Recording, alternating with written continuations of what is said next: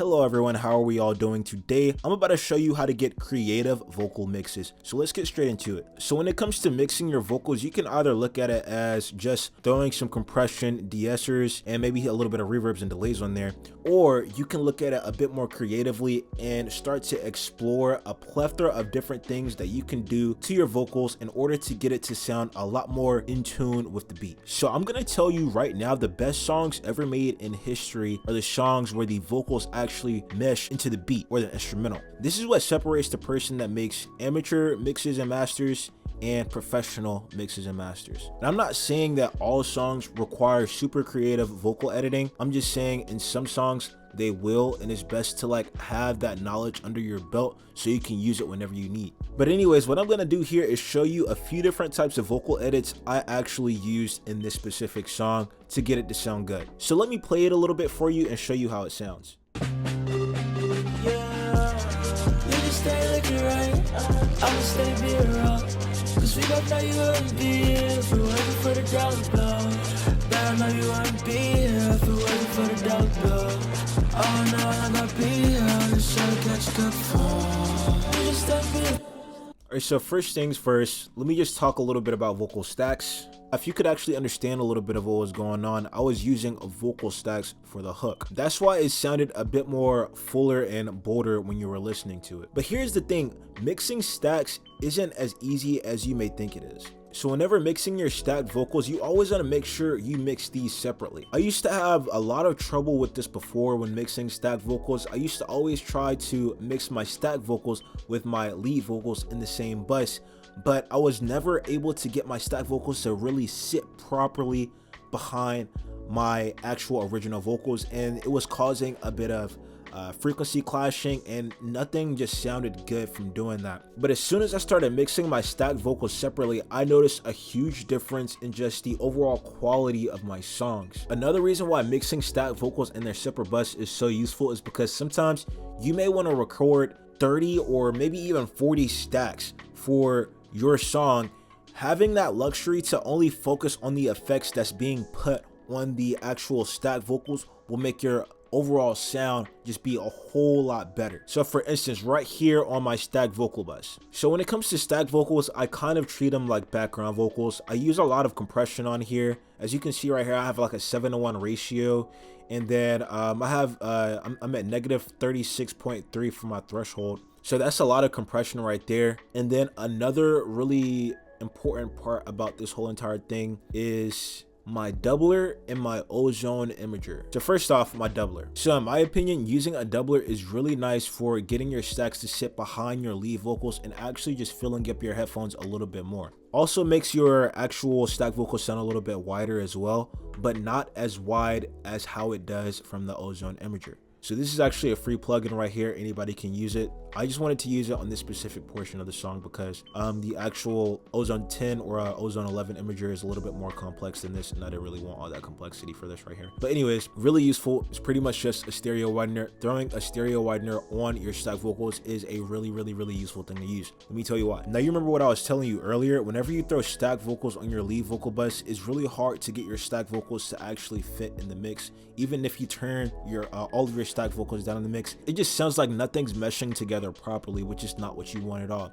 Using ozone imagers and doublers is how you take care of problems like that, because what we're gonna do with the imager or the stereo widener is give our stack vocals a little bit of space from our lead vocals, but not too much space to the point where everything sounds a little bit too much separated. But we're giving these different vocals different places to sit in the mix without being so pushed up together. So to let you hear a little bit more of what I'm talking about, I'm just gonna play the song without the actual beat right now. Yeah, you just stay looking right, I'ma stay being wrong. Cause we both know you wouldn't be here if it wasn't for the dollar bill. Bet I know you wouldn't be here if it wasn't for the dollar bill. Oh no, I'm gonna be here, just trying to catch a cup for. You just stay being tight, I'ma stay being raw. Alright everyone, so the second method of getting creative vocal mixes that really mesh well with your beat or instrumental is splicing vocals. So when it comes to splicing your vocals and just changing the overall shape of them in order to make them fit in different parts of the mix, it can make your song sound a whole lot more interesting and throw the audience for a loop. Let me just show you a little bit of an example of what I'm talking about. And as long as I'ma be here, I'ma chase another dollar. You been feeling, I been feeling, I be better than it. Now we staring in the ceiling, yeah, the cat. And as long as I'ma be here, I'ma chase another dollar. You been feeling, I been feeling, I be better than it. Now we staring in the ceiling, yeah, the cat. All I did was just add this stutter edit. That's what I like to call splicing vocals like that. Pretty much just a stutter edit. Another thing that I did right here was cut off the actual ends of the audio take. Only reason I like to do that is because it gives the perception like the claps of the beat is just like shutting up your vocals. So it's like as soon as the clap comes in, it just like immediately like cuts out the vocals, and it sounds really cool whenever you're listening to the song like that, as you just heard. Now the reason why doing this is so cool is because it adds a different rhythm to the song, which fits really nicely with the beat. Like pretty much the goal here is to kind of give our vocals the feel like it's actually a part of the beat instead of like our vocals are sitting on top of it. We want to try to do everything that we can to make these vocals sound like they're actually a part of the beat. But yeah, in order to do this, it's actually super duper simple as far as the stutter edit goes. So right here is the you've been feeling, I've been feeling, how you about to make it. All I essentially did right here, you can kind of already see what I did. So this is the first part of that I've been feeling. All I essentially did right here, I just cut off that I. Wherever I said I just cut that part off. Then I copied that and I put it down here. I shortened it up a little bit. And then you want to make sure you find a good spot to place this edit at. And pretty much just like listen until it sounds good in the song, and you'll get it to sound good. So let me just play this for you one more time. It's a super simple edit you can add to your song that'll create a world of results when used properly. So let's go ahead and do it. Just another dollar. You been feeling, I been feeling, I be better than it. Now we staring in the ceiling, yeah, the cat. Just another dollar. You been feeling, I been feeling, I be better than it.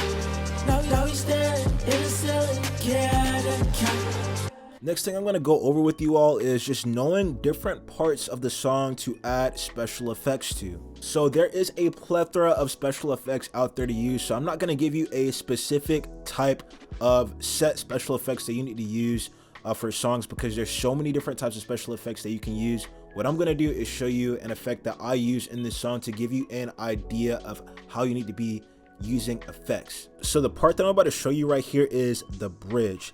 And I just want you to listen to it and try to take a guess at what I did. How the fuck you like me now? Got my hands on your neck and your waist. I sister here, no regret in your face. Yeah. So I don't know if you could actually hear what I did or not, but I threw a bit of distortion just on the bridge to give this part a little bit more of an aggressive feeling. It just makes this part of the song sound a little bit more emotional. You just have to kind of have a feel for these things. You have to know what type of effects will sound good in certain parts. That's why it's just best to go around and play with a bunch of different effects and just figure out what sounds best for the types of songs that you make. Now, there's a few different types of ways to do what I just did right here. You can either create an automation clip with distortion and just have it only turn up in this specific part of the song and have it turn down whenever this part of the song is over. Or the more complicated way, and I have no idea why I did this, is actually by finding the root vocal take. So in this case, this is the root vocal take, right? You want to find out wherever that track is located to. So in this case, it's going to be located on insert 65. Oh, well, I guess it's 64.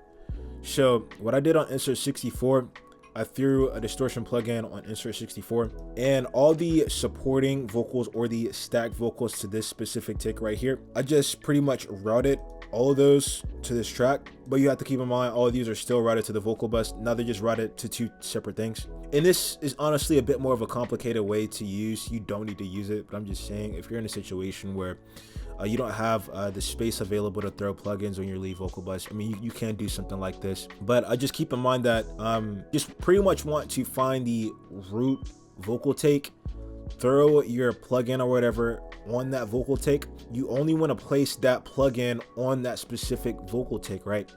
Because this is pretty much what an automation clip would do anyways. Find all the supporting vocals for that root vocal take, and you want to route all of those takes to the root vocal take, but make sure you don't unroute it from the lead vocal bus. You just need all of those vocal takes to get the effect coming from the root vocal take. That's pretty much all that's going on. But just like how I said again, it's confusing.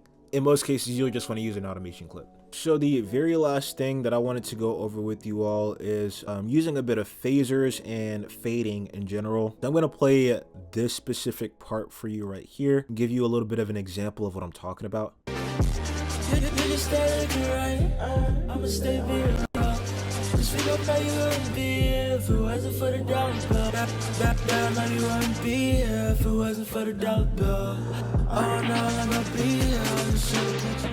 So I had the option of doing two things right here. The first thing I was going to do is actually what I did right here with the fading whenever the instrument got quieter. And the second thing I could have done was actually add a phaser. So if you don't know what a phaser is, it's pretty cool. It's a pretty cool effect that you can use on your songs. I'm pretty sure a lot more producers use it than mix and master engineers. But the really cool thing about it is, like, once a mix and master engineer starts to get their hands on producing equipment and applying that same equipment to vocals, that's when you get really, really insane sounding music. So I'm just actually gonna place the phaser on a bus really quick just to give you an example of what a phaser is actually doing. So this right here is the phaser on. You just start looking right, I'ma stay being wrong. Cause we both know you wouldn't be here if it wasn't for the dollar bill. Back down, know you wouldn't be here if it wasn't for the dollar bill. Oh no, I'm gonna be here, I'm just trying to catch you. So yeah, that's what makes phaser so cool. It's pretty much just doing a nice little sweep across the stereo image with their vocals. Creates a nice, cool little effect that can kind of confuse the listener a little bit. And I was definitely planning on using that right there. And I'm probably still gonna use that. I'm just gonna probably turn it down a little bit more in the mix so everything blends together a bit nicely. But yeah, using something like a fader would be super useful on background vocals as well. So if you have a song with a lot of background vocals, throwing a nice phaser on there will give the background vocals just the feel that it needs, to the point where it's not sitting too close to the actual lead vocals, and it makes everything just sounds a little bit more interesting, creative. It actually makes it sound like you know what you're doing with these mixes, you know? But all right, everyone, that is how you get creative mixes. Now, if you're interested in getting your mixes to sound professional, make sure you hit the link down below so I can give you a detailed step-by-step guide over every single thing that you could possibly need in order to make your mixes sound better. I can guarantee that if you just listen to me, I can make you a whole lot better of a mix engineer than before you came and discover who I am. So make sure you hit the link down below. I hope you got a lot of value out of this video, everyone. If you did, make sure to hit like, make sure to hit subscribe. I'll catch you all in the next one.